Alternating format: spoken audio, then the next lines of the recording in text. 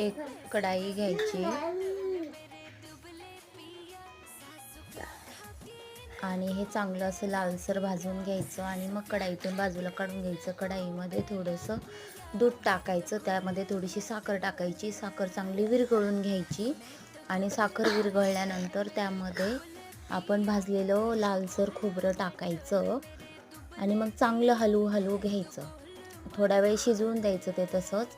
मस्त हलवून झालं की नंतर गॅस बंद करायचा आणि एका प्लेटमध्ये काढून घ्यायचं.